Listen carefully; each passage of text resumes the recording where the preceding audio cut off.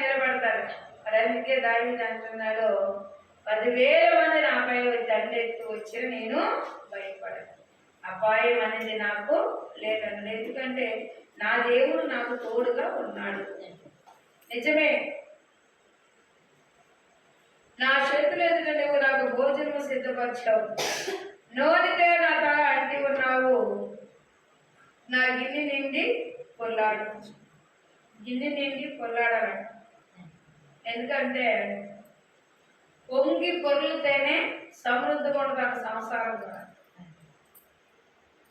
మరి నింపబడాలి అంటే, సమృద్ధిగా ఉండాలి అంటే మనం అక్కడ ఉండాలంట, దేవుడి సన్నిధిలో ఉండాలి, దేవుని ఆజ్ఞలు నెరవేర్చేవారు ఉండాలి. దేవుని నమ్ముకుంటే చాలు. మనం పరీక్షలు వచ్చినప్పుడు నిలబడతా ఉంటే ఆయనే ప్రతి ఒక్క పరీక్షకు తప్పించేవాడై ఉన్నాడు.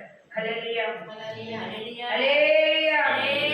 చిరకాలము యెహోవా మందిరములోని నివాసము చేయదును అన్నాడు. ఏమన్నాడు? చిరకాలం దేవుడి మందిరం నివాసం చేయదును.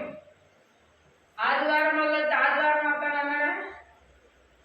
చిరకాలం అంటే నిరంతరము ఆయన మందిరంలో కొనసాగాలి, ఆయన నామాన్ని కనపరచాలి. మరి దేవా, నీ సన్నిధిలో నేను ఉండాలి, నీ సన్నిధి నాకు తోడుగా ఉండాలి అంటూ ఆయన నిరంతరం ఆయన వైపు చూశాడు. నిజమే పిల్లల ప్రార్థన ఒక వ్యక్తి ఫస్ట్ మొదలుకొని బాగా దివ్యంగా వస్తాయి రావా. మనం చూసినట్లయితే మందిరంలో ఉన్నాక మన పూలు మనకి ఇచ్చేస్తారు దేవుడు. 6 రోజులు కష్టపడండి, 7వ రోజు విశ్రాంతి తీసుకుని దేవుడే చెప్పాడు. ఆయన నమ్మాక మరి కొన్ని పరీక్షలు ఉంటాయి. ఆ పరీక్షల్లో నెగ్గే వరకు కూడా ఏం చేయాలంట?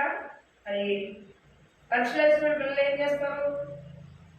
చదువుతారు. అది అర్థం కాలేదు, ఇంకా సబ్జెక్ట్ అర్థం కాలేదు, ఇంకా సబ్జెక్ట్ అర్థం, అలా చదువుతూ ఉంటారు.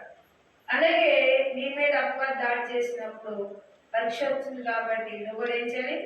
దేవుడిని బలపరచడానికి, నీ ఆందోళన తీయడానికి, నిన్ను స్థిరంగా నిలబడడానికి, చెంచిన మనసు లేకుండా నువ్వు ఉండాలి అంటే మరి వచ్చిన పరీక్షలు నువ్వు స్థిరంగా నిలబడాలి.